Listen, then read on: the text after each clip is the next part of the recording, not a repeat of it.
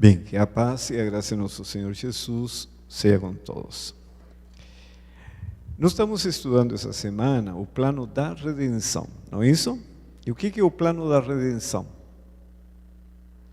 A restauração da imagem de Deus na alma humana. Para entender o plano da redenção, começamos sábado estudando a criação do ser humano. Como o ser humano foi feito à imagem e semelhança de Deus. Vimos pelas Escrituras que uma vez Adão tendo sido feito do pó da terra, matéria, o Senhor colocou a sua palavra no cérebro de Adão. É o que está escrito em Gênesis: soprou nas narinas o fôlego de vida e o homem passou a ser alma vivente, passou a ter vida. Mas o livro de Jó explica que esse fôlego de vida é a palavra de Deus. Então a palavra de Deus é santa, o homem foi feito santo. A palavra de Deus é justa, ele foi feito justo. A palavra de Deus é amorosa, ele foi feito amoroso. Então até aí ele refletia o caráter do Criador. Logo depois da criação, algum tempo, não se sabe quanto, entrou o pecado. Como entrou o pecado? Eva recebe a palavra de Satanás. Aí ela transgride o que está relatado, que comeu o fruto da árvore da ciência do bem e do mal.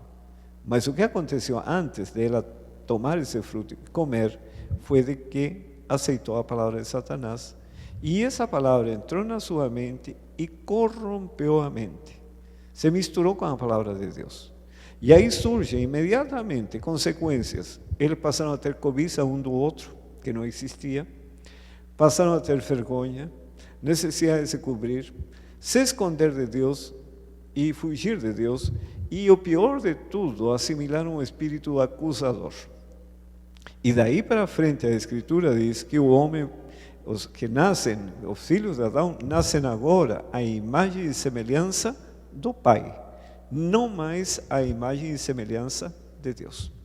Então, pai mentiroso, nasce filho mentiroso. Pai desonesto, nasce filho desonesto. E assim é o que nós vemos hoje. Pessoas egoístas, invejosas, ciumentas, cobiçosas, orgulhosas, etc, etc, etc. E nascem os filhos com essa característica. Os filhos nascem já desobedientes. E isso que nos separa de Deus e nos exclui completamente do céu. O que fez o Senhor Jesus, Criador? Veio a esse mundo para nos restaurar a mente. Como nos restaurar a mente? Isso estudamos segunda-feira. A palavra de Deus tem que ser reenxertada na mente. Só que agora com um problema bem sério, porque Adão não tinha vida. Simplesmente o Senhor colocou a palavra e ele passou a ter vida e funcionando de acordo com a palavra. Como um ser inteligente, mas a palavra não tinha aqui corrupção. E hoje? Nós já temos a corrupção, já somos rebeldes por natureza, já somos desobedientes. Então, como receber a palavra de Deus? Aí que entra a cruz do Calvário. É o único meio que Deus entendeu para despertar no ser humano a consciência e ver o Criador pregado na cruz, que é a maior manifestação do amor de Deus. Ele veio nos salvar do pecado. De que maneira nos salva? A palavra de Deus tem que ser enxertada. E essa é a obra do Espírito Santo que ele realiza na terra. Quando a pessoa aceita a palavra, tem que estudar, e aceita, e o Espírito Santo vai educando a pessoa, ele vai ensinando, a pessoa vai entendendo. À medida que vai entendendo, vai aceitando. Ao aceitar, o Senhor lhe dá força para praticar, porque nós estamos debilitados por causa do pecado. Então, quando a pessoa pratica, a mente está sendo transformada, os pensamentos, sentimentos, emoções, ações, palavras, e o ser humano muda, e mudam também os hábitos. Aí estudamos a importância dos escritos de Ellen White, que nos auxiliam para entender a Bíblia, porque para poder compreender a Bíblia não é um livro como todos os livros. É parecido um quebra-cabeça, um pouco aqui, um pouco ali, um pouco aqui, um pouco ali. E o Espírito Santo vai conduzindo de maneira a poder formar a ideia e compreender o que a Bíblia está dizendo. E Deus fez dessa maneira Porque requer esforço, e não é esforço que você vai gravando as informações. Se é algo assim de maneira rápida, como são o Jornal Nacional, por exemplo, em algum minuto passa uma informação. No dia seguinte você já esqueceu, porque você não se esforçou para adquirir essa informação. Então tem um propósito didático, um propósito assim. Deus tem que mudar pensamentos do ser humano. E aí entram os livros inspirados que nos auxiliam para compreender a Bíblia. Mas aqui, quarta-feira, demos mais um passo. Para poder receber a palavra, eu tenho que ter hábitos temperantes. Tenho que ter hábitos corretos. Porque para entender eu preciso de percepção, discernimento, preciso raciocinar e preciso ter memória. São faculdades que entram em jogo.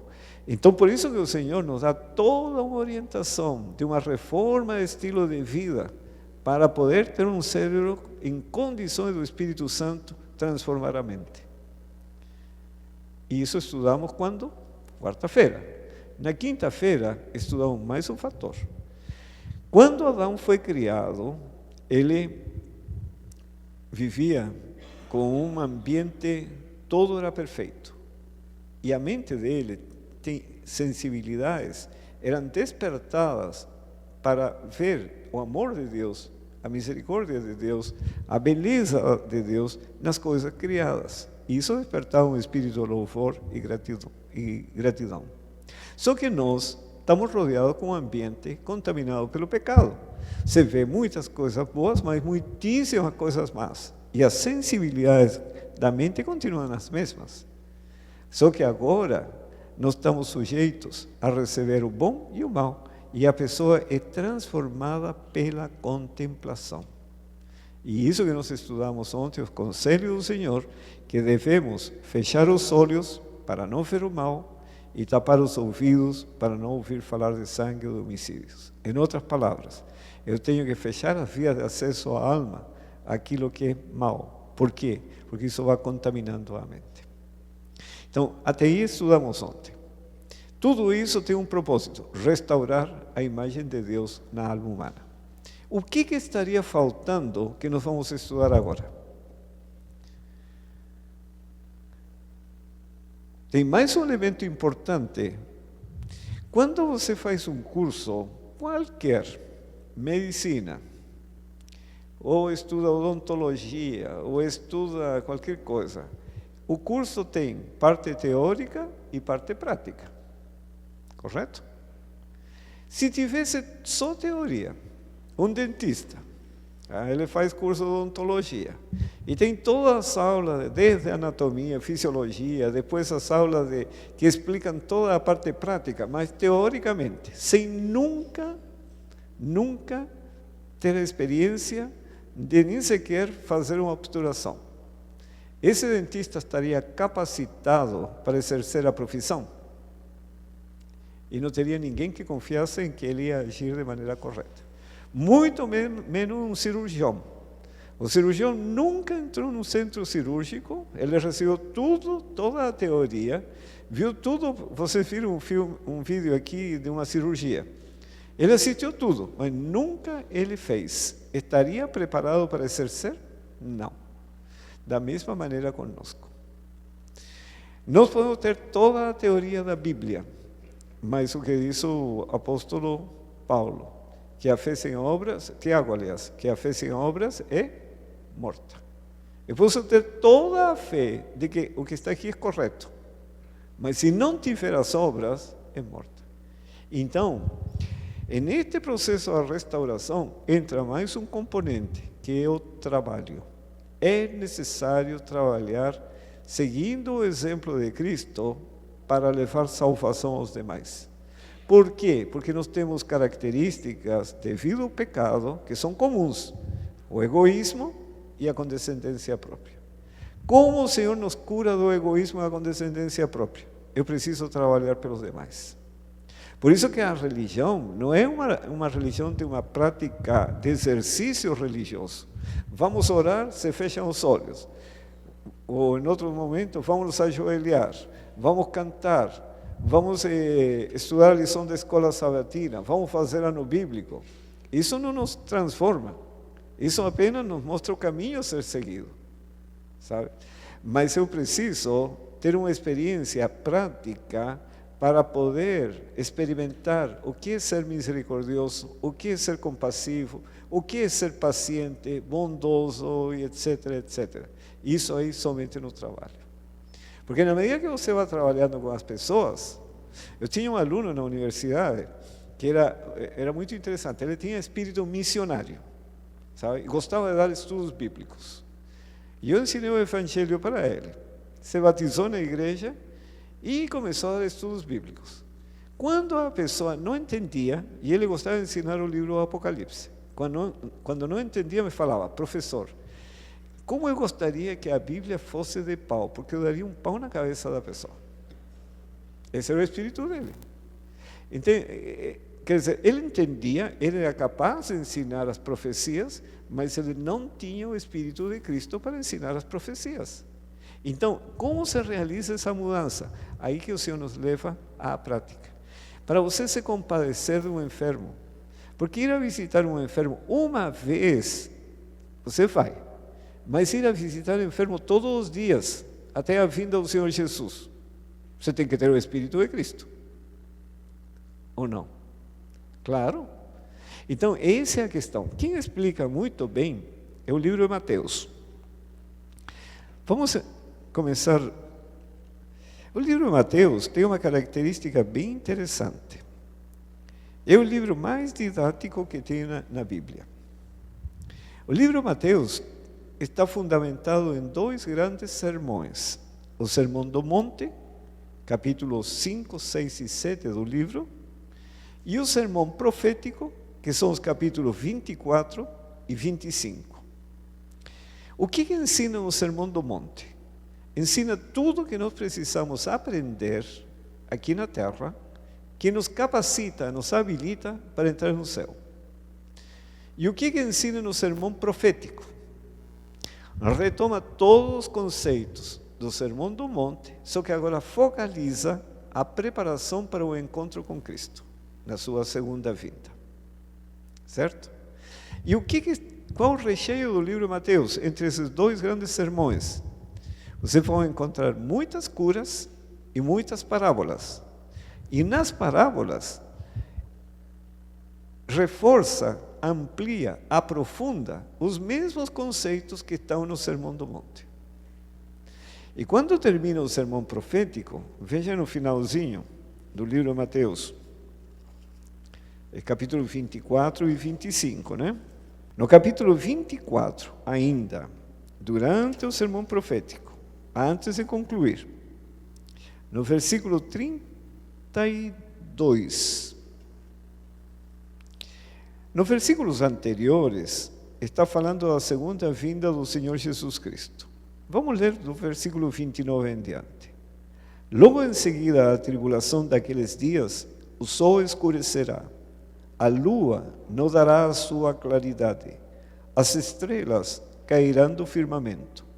Tudo isso aconteceu desde 1780, foi o dia escuro e a noite escura. Isso foi 19 de maio. A queda das estrelas, que dizem que cairão do firmamento, aconteceu 13 de novembro de 1833. Existe um registro em jornais daqui, dos Estados Unidos. Eu tenho uma cópia de um jornal de Iowa, por exemplo, em que fala destes fatos. É antigo. E diz ainda, no versículo 30 agora: então aparecerá no céu, depois desses sinais, então aparecerá no céu o sinal do Filho do Homem. Todos os povos da terra se lamentarão e verão o Filho do Homem vindo sobre as nuvens do céu com poder e muita glória. Já não é mais o Senhor Jesus sofredor do passado. E Ele enviará os seus anjos com grande clangor de trombetas, os quais reunirão seus escolhidos dos quatro ventos de uma a outra extremidade dos céus. E todos os seres humanos foram escolhidos. A questão é que o ser humano tenha aceitado a escolha feita pelo Senhor. E veja o que fala agora no versículo 32. Aprendei, pois, a parábola da figueira. Quando já os seus ramos se renovam e as folhas brotam, sabeis que está próximo o verão. Assim também vós, quando virdes todas estas coisas, sabeis que está próximo às portas. E no versículo 42, portanto, diz, 42, vigiai, porque não sabeis em que dia vem o vosso Senhor. Quer dizer, tem que estar atento.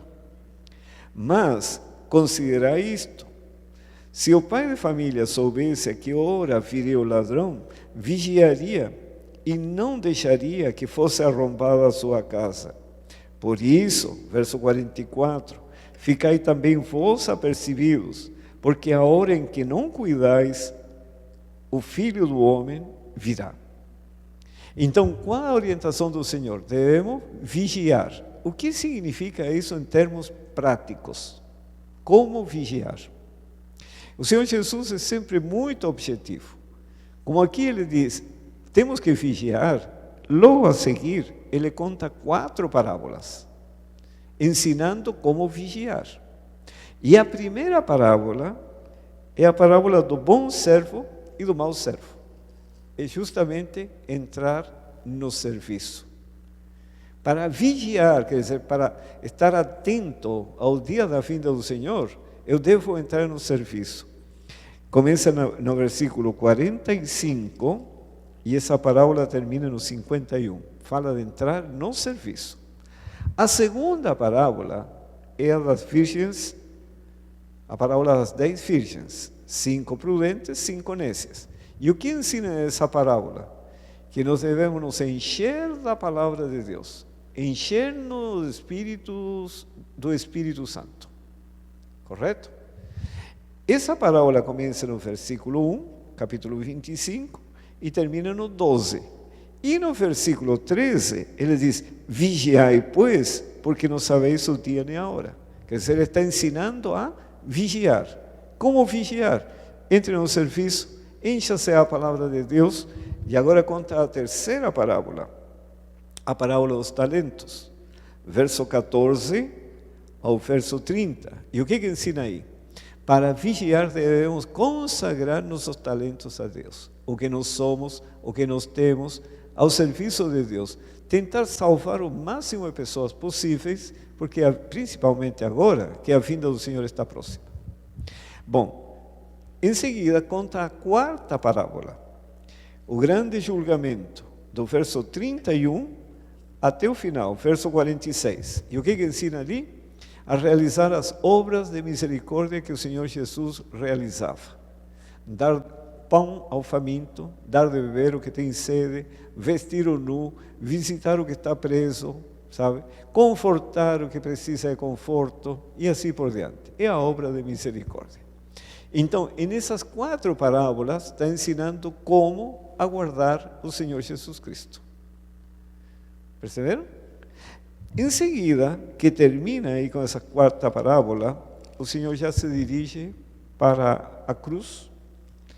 Daí, logo mais, ele é crucificado, morto, ressuscita, e antes de ir definitivamente para o céu, ele se reúne com os discípulos, no capítulo 28, no versículo 18, e lhes dá uma instrução muito interessante. 28, 18. Jesus, aproximando-se, falou-lhes, dizendo: toda a autoridade me foi dada no céu e na terra. E observem agora. Ide, portanto, fazei discípulos de todas as nações, batizando-os em nome do Pai, do Filho e do Espírito Santo, ensinando-os a guardar todas as coisas que vos tenho ordenado, e eis que estou convosco todos os dias até a consumação do século. Por que o Senhor nos mandou a trabalhar? É isso que nós vamos ver. Tem a ver com a formação do nosso caráter. É a prática de toda a teoria que temos aprendido na Bíblia. Tudo que temos aprendido tem que ser levado ao terreno prático. E ele diz, vão trabalhar. É certo que esse trabalho vai redundar também em muitas pessoas que vão conhecer a verdade e poderão seguir conosco no caminho em direção ao céu. Mas tem uma função muito importante na restauração da imagem de Cristo em nossa vida. Então, diz o Senhor aqui, ensinando-os a guardar todas as coisas que vos tenho ordenado. Que coisas?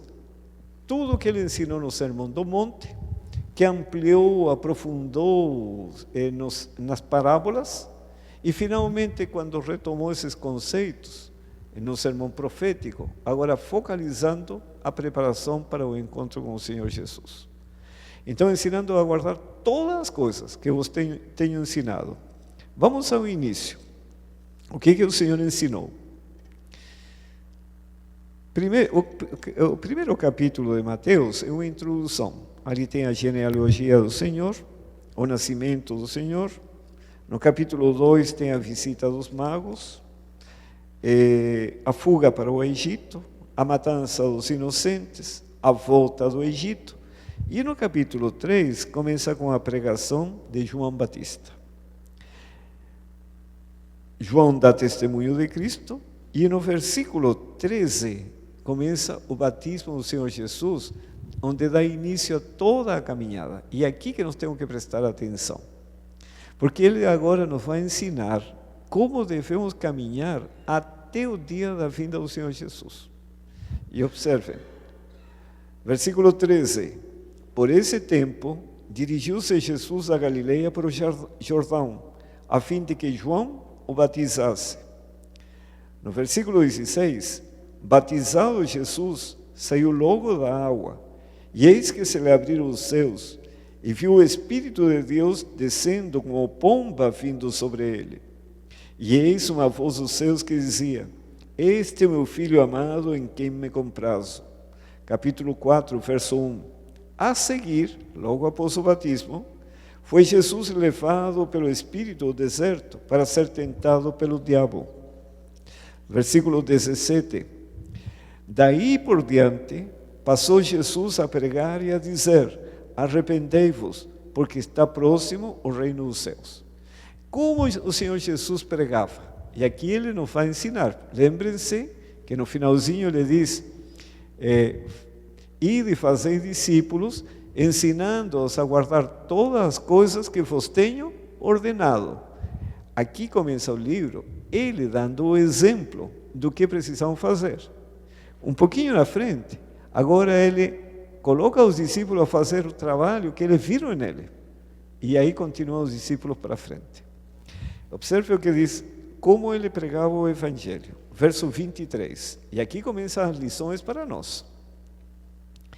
Percorria Jesus toda a Galileia, ensinando nas sinagogas, pregando o Evangelho do reino. E que mais? E curando toda sorte de doenças e enfermidades entre o povo. E a sua fama correu por toda a Síria. Por que a fama do Senhor correu por toda a Síria? Porque curava os enfermos. E diz a seguir: trouxeram-lhe então todos os doentes acometidos de várias enfermidades e tormentos, endemoniados, lunáticos e paralíticos, e ele os curou. Qual foi o resultado disso? Verso 25. E da Galileia, Decápolis, Jerusalém, Judeia e da além do Jordão, numerosas multidões o seguiam. Por que seguiam o Senhor Jesus? Porque curava os enfermos. E aqui ele nos está dando um exemplo. Lembre-se que no finalzinho diz: ide e fazei discípulos, ensinando-os a guardar todas as coisas que vos tenho ordenado. E aqui ele começou a dar o exemplo. E no capítulo 5, quando reuniu essa grande multidão, os fez assentar na encosta do monte e passa a ensinar-lhes. Versículo 2.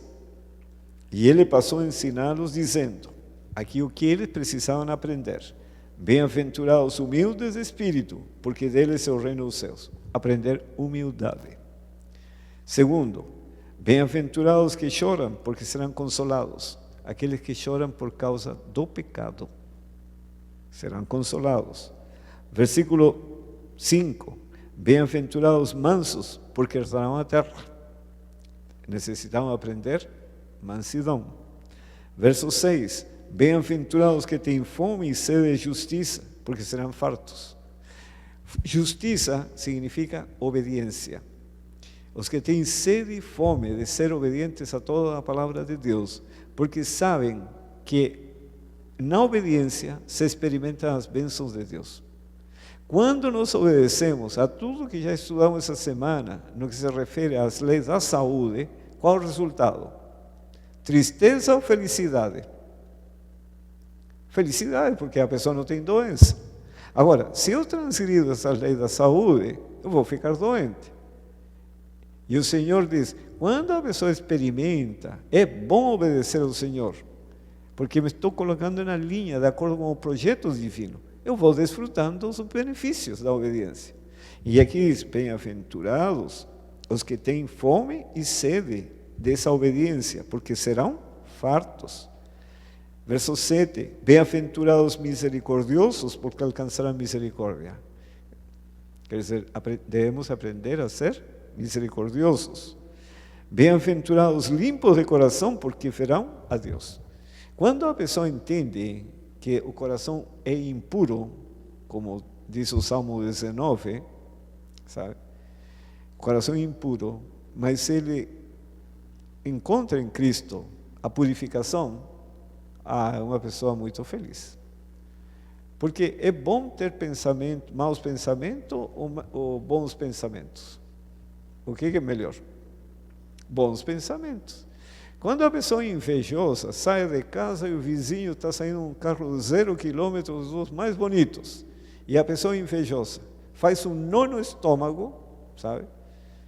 Já fica um pouco revoltado, e como fica a digestão do alimento? Já não digere. Aí passa mal o dia inteiro porque não se conforma que o vizinho tenha comprado um carro novo ou fez isso. Então, todos esses maus pensamentos vão prejudicando a saúde. E aqui o Senhor nos está mostrando que quando nós entendemos que nosso coração tem que ser purificado, e essa obra do Espírito Santo, se nós permitirmos, nós vamos ser bem-aventurados. E no verso 10, bem-aventurados perseguidos por causa da justiça, porque deles é o reino dos céus. E isso tem se repetido na história por séculos dos séculos. Aqueles que andam no caminho do Senhor têm sofrido perseguição e alguns até morte. Mas são bem-aventurados. E no verso 11, bem-aventurados sois quando por minha causa vos injuriarem e vos perseguirem e mentindo disserem todo mal contra vós. Regozijai-vos e exultai, porque grande é o vosso galardão nos céus. Pois assim perseguiram aos profetas que viveram antes de vós. Bom, aqui há uma transição. Veja o que ele fala agora. Ele foi fazendo tudo, né? Ele foi pregando, foi curando e ensinando o que as pessoas tinham que aprender. E o que fala no verso 13 agora? Agora passa o mando para os discípulos. Vós sois o sal da terra. A função dele será dar sabor a esse mundo. No verso 14, vós sois a luz do mundo. Ensinar as pessoas o caminho de Deus. E verso 16, assim brilhe também a vossa luz diante dos homens, para que vejam as vossas boas obras e glorifiquem o vosso Pai que está nos céus. Então agora os discípulos continuam com a obra de Cristo. Por quê? Porque o Senhor ia para o céu. E o que eles deviam fazer? Ser o sal, dar sabor a esse mundo, um mundo sem esperança, comunicar esperança, comunicar essa confiança, essa paz que só o Senhor nos consegue dar, comunicar às pessoas conhecimento e assistir às necessidades de quem tiver necessidade. E nessa obra, ainda lhe diz o seguinte, verso 17, não penseis que vim revogar a lei nem os profetas, não vim para revogar, vim para cumprir, porque em verdade vos digo que até o céu e a terra passem, nenhum i ou um tio jamais passará da lei até que tudo se cumpra. Então o Senhor lhe diz, Você precisa agora exaltar a lei de Deus diante do mundo. Que vejam, sabe, os benefícios da lei quando cumprida no Espírito de Cristo. A seguir, ele dá uma série de orientações complementares. Eles fala acerca dos homicídios, do adultério, dos juramentos, da vingança, do amor ao próximo. No capítulo 6, ele fala da prática da justiça, como se deve dar a esmola, a oração do Senhor, como jejuar, os tesouros no céu, a luz e as trevas. Aqui no versículo 31, ele diz o seguinte: portanto, não vos inquieteis dizendo: que comeremos, que beberemos, ou com que nos vestiremos? Porque os gentios é que procuram todas estas coisas, pois vosso Pai Celeste sabe que necessitais de todas elas. Buscai, pois, em primeiro lugar o seu reino e a sua justiça, e todas estas coisas vos serão acrescentadas. Essa é uma promessa tremenda. Quando a pessoa, porque nós temos que trabalhar pelos demais, mas se você ocupa o dia inteiro trabalhando para atender suas próprias necessidades, é um esforço muito grande. Não tem tempo de estudar a Bíblia, não tem tempo de orar, não tem tempo de testemunhar, dar conhecimento ao outro. Então, a obra de Deus não avançaria nesse mundo. O que o Senhor faz para resolver esse problema?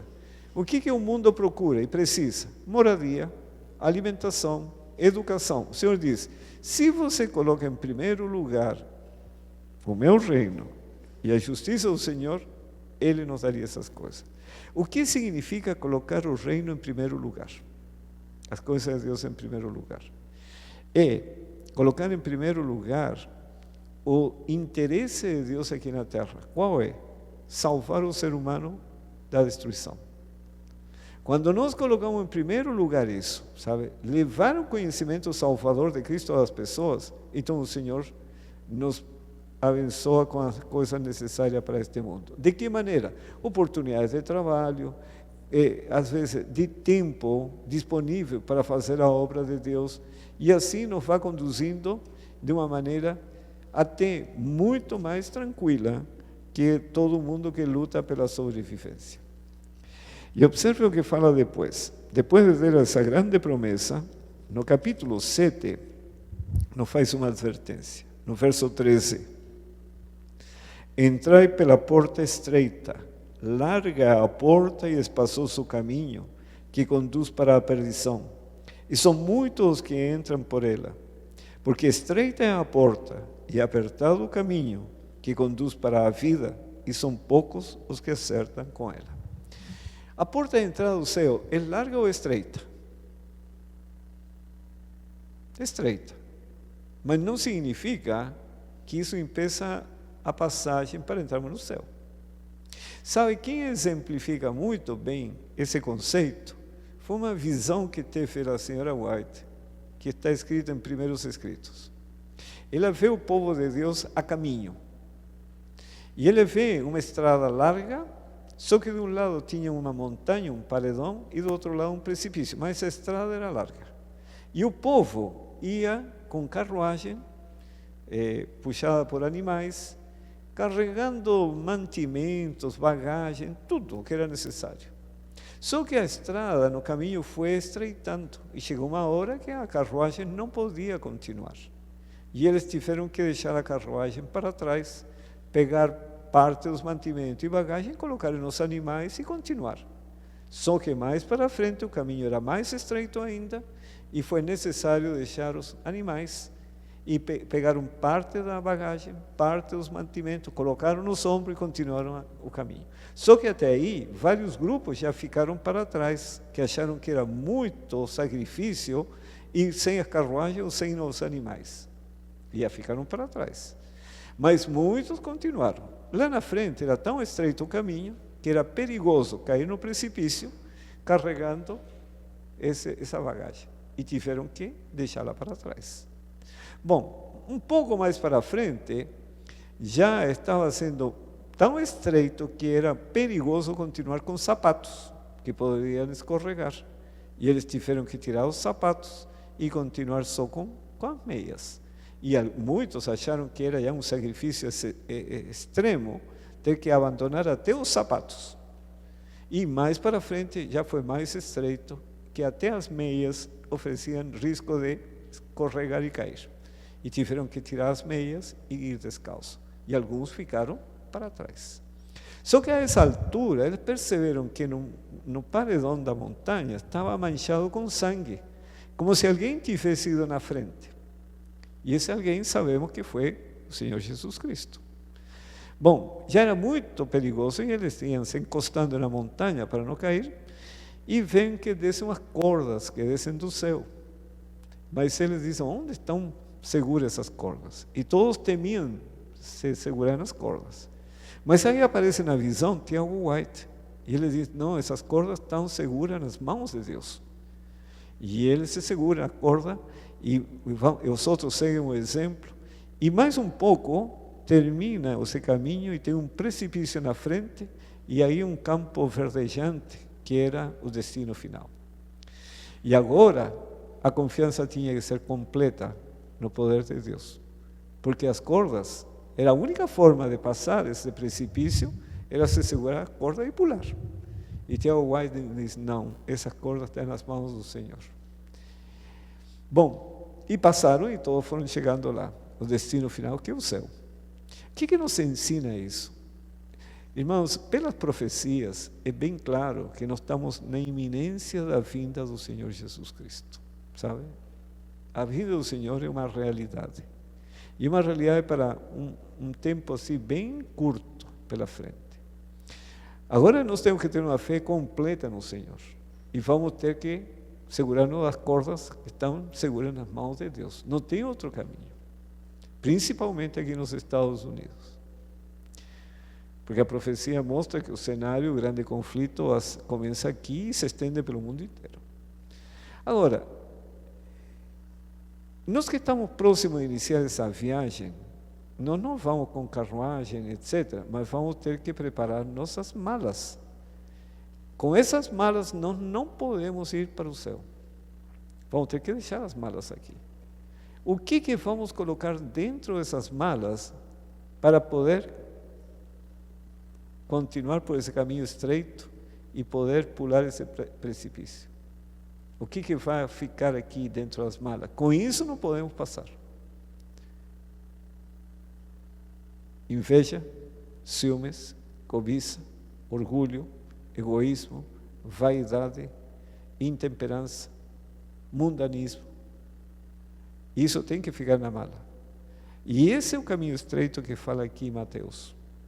É estreito quando eu estou agarrado às coisas do mundo. Na medida que eu começo a desprender-me, o caminho é largo o suficiente para todos passarmos. Então, essa visão da Sra. White é tão clara, e aqui, no verso seguinte, deixa muito claro este assunto. Verso 15.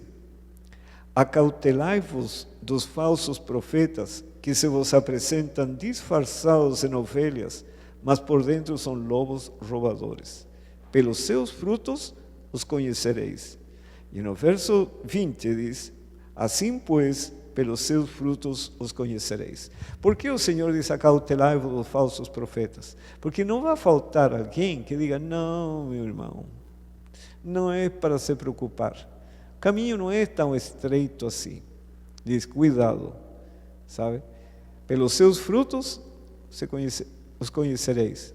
Não importa o que a pessoa fale que está escrito, importa que a pessoa vive. E por isso que faz essa advertência. Se não ficou claro até aí, ele disse no verso 21, observem, nem todo o que me diz Senhor, Senhor, entrará no reino dos céus, mas aquele que faz a vontade de meu Pai que está nos céus, aquele que obedece à palavra de Deus. E vejam o que diz no verso 22. Muitos naquele dia hão de dizer-me, Senhor, Senhor, porventura, não temos nós profetizado em Teu nome? Não temos ensinado em Teu nome? E em Teu nome não expelimos demônios? E em Teu nome não fizemos muitos milagres? Então lhes direi explicitamente: nunca vos conheci, apartai-vos de mim o que praticais a iniquidade. Se não ficou claro até esse ponto, aqui ele conta uma parábola. Verso 24: todo aquele, pois, que ouve estas minhas palavras e as pratica, será comparado a um homem prudente que edificou a sua casa onde? Sobre a rocha, sobre Cristo, e Cristo é a palavra. E sabem, aqui é uma lição muito importante, irmãos.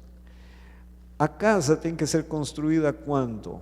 Quando chega a chuva e os rios inundam, ou tem que ser construída antes? Antes. Eu não posso deixar, quando chegue o tempo das dificuldades, estar firme na rocha, porque isso é impossível. Eu tenho que construir a casa agora. E aí diz, verso a seguir diz o seguinte, verso 26, e todo aquele que ouve estas minhas palavras e não as pratica, será comparado a um homem insensato que edificou a sua casa sobre a areia. Caiu a chuva, transbordaram os rios, sopraram os ventos e deram com ímpeto contra aquela casa, e ela desabou, sendo grande a sua ruína. Irmãos, nós estamos num mundo de pecado, estamos sujeitos a que aconteça tudo. E o diabo, ele age nesse mundo, ele atua, toda essa catástrofe, todas essas desgraças que existem, é obra do diabo. Quando Deus permite, Deus sabe o momento que ele intervém ou não intervém, até onde ele diz, não, até daqui você não passa.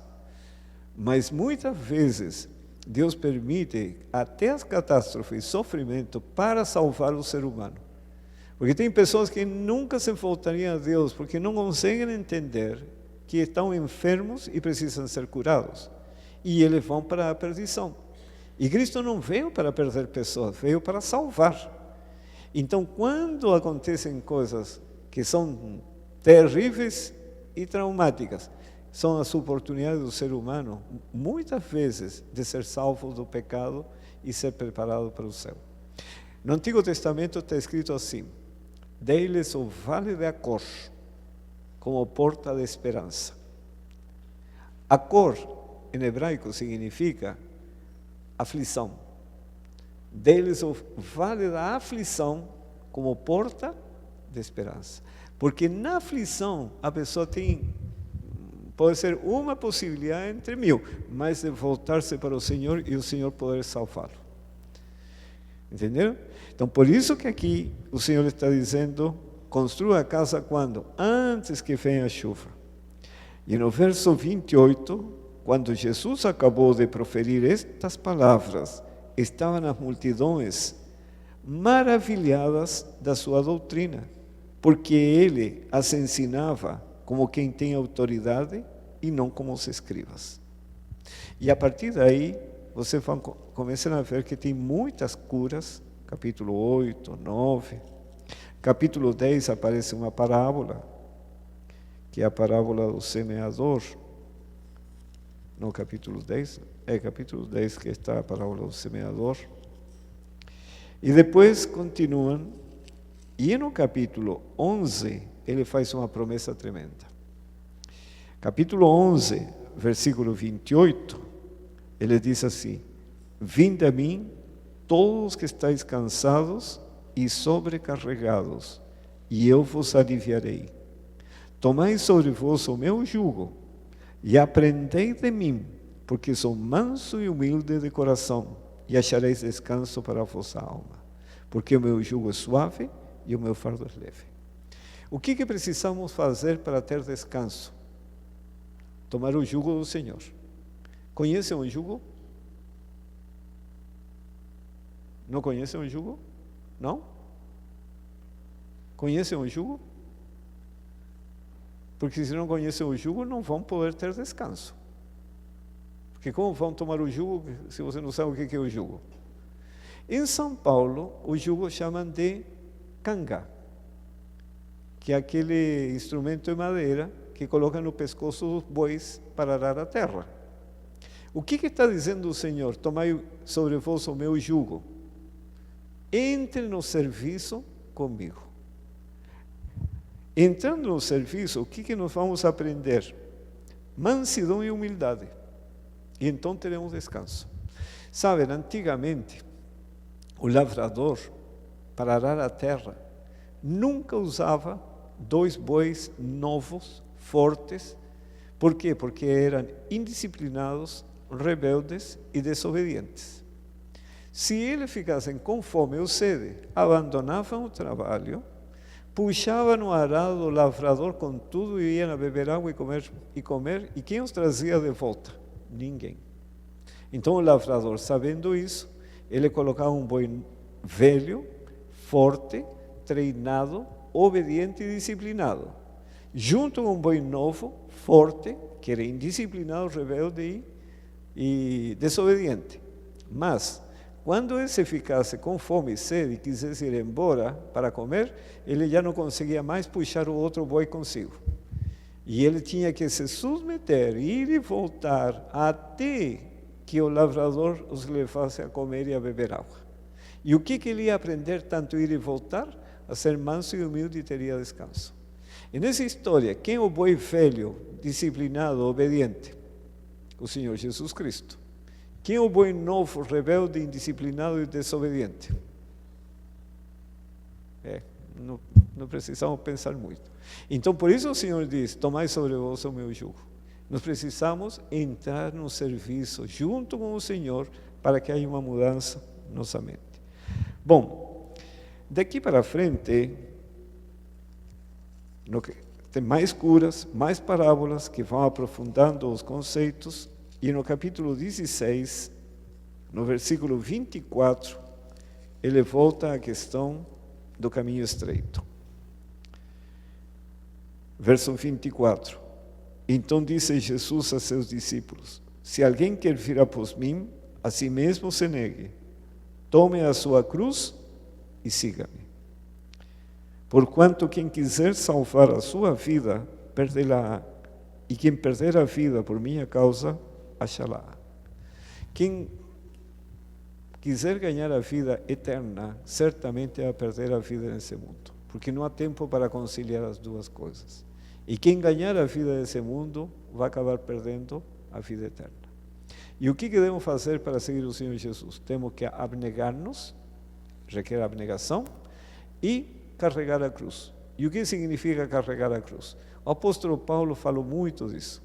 Ele estava crucificado para o mundo e o mundo crucificado para ele. Quer dizer, ele fez morrer sua natureza carnal. Não deixar ser condescendente consigo mesmo, se submeter à palavra de Deus. E esse é o caminho a seguir o Senhor. Bom, aqui no capítulo 19, ele fez um resumo de tudo. Veio um jovem rico e lhe fez uma pergunta. Ele já explicou como entrar no céu, né? Foi ensinando o caminho para entrar no céu. E aqui vem um jovem rico, capítulo 19, verso 16, e lhe diz assim: eis que alguém, aproximando-se, lhe perguntou: mestre, que farei eu de bom para alcançar a vida eterna? Respondeu-lhe Jesus: por que me perguntas acerca do que é bom? Bom só existe um. Se queres, porém, entrar na vida, guarda os mandamentos. E ele lhe perguntou: quais? Ele era um judeu.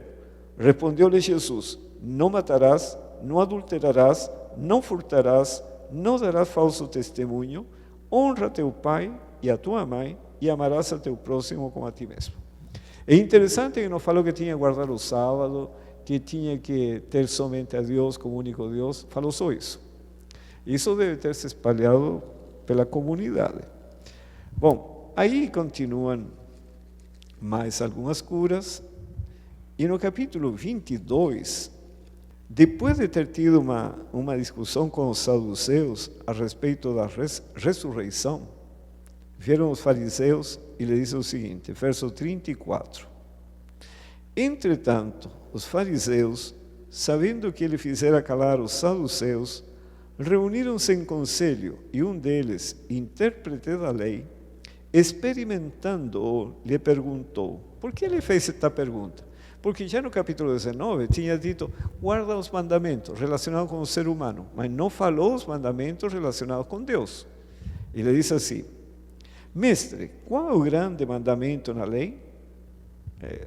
Sabia que ter a Deus como único Deus, não adorar imagens, guardar o sábado, e assim por diante. Veja a resposta do Senhor. Verso 37, respondeu-lhe Jesus: amarás o Senhor teu Deus de todo o teu coração, de toda a tua alma e de todo o teu entendimento. Este é o grande e primeiro mandamento. O segundo, semelhante a este, é: amarás a teu próximo como a ti mesmo. Destes dois mandamentos dependem toda a lei e os profetas. E aqui ele deixou bem claro: se você ama a Deus, você tem que obedecer a Deus. Se você ama o próximo, você tem que servir ao próximo. E aí está o fundamento da guarda da lei. Bom, aqui já chega no Sermão do Monte, e ele, em poucas palavras, capítulo 24, no versículo 12, ele diz assim: e por se multiplicar a iniquidade, o amor se esfriará de quantos? De quase todos. Aquele, porém, que perseverar no quê? No amor. Até o fim, esse será salvo. E o que significa perseverar no amor? O Senhor Jesus disse: se me amais, guardareis os meus mandamentos. O que aconteceria no final da história deste mundo? Se esfriaria o amor de quase todos. Se deixaria de guardar os mandamentos do Senhor em quase todos. Mas aquele que perseverar no amor, na obediência a Deus, até o fim, esse será salvo. Por quê? Porque na obediência ao Senhor, a palavra de Deus está sendo enxertada e transformada à mente. Depois de falar isso, chegamos ao término do Sermão do Monte, e ele diz que devemos vigiar. Como vigiar? Aí ele ensina 4 parábolas. A primeira parábola, com que propósito? Entre no serviço. Na segunda, encha-se a palavra de Deus. Na terceira, consagre seus talentos. Na quarta, a obra de misericórdia e beneficência. Terminado isso, aí se dirige para a morte, ressuscita dos mortos, e antes de ir definitivamente para o céu, tem um encontro com os discípulos e lhes diz: ide e fazei discípulos. Com que propósito? Ensinando-os a guardar todas as coisas que vos tenho ordenado, tudo que está no livro de Mateus. Com que propósito? Para que eles assimilarem o caráter do Senhor Jesus Cristo, trabalhando. E esse é o chamado que o Senhor nos faz, sabe, essa noite. Porque tudo que nós temos aprendido não pode ficar só conosco. Se ficar, vai ser uma teoria que não produz transformação. Podemos até ensinar para o outro a palavra de Deus, mas se não vivermos o Evangelho como o Senhor Jesus o vivia, não passa de uma religião formal, um exercício religioso, ir à igreja no dia de sábado, ir à igreja no dia de domingo, na quarta-feira, ler a Bíblia, o que faziam os fariseus. E o Senhor diz: não, nós estamos num plano de restauração da imagem de Deus. Estão animados? Porque temos que tomar decisões, sabem? A transformação da mente requer estudo e trabalho, prática.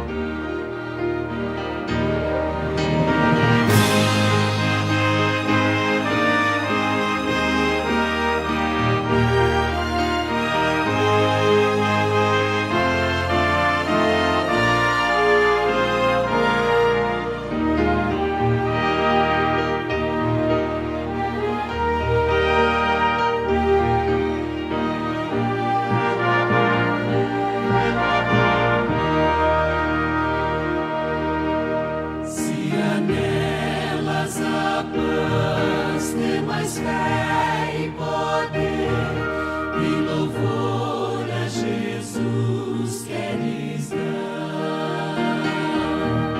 Poderás descansar, sua bênção obter, se tua vida estiver sobre o altar. Oh, entrega-te, pois, ao serviço de Deus.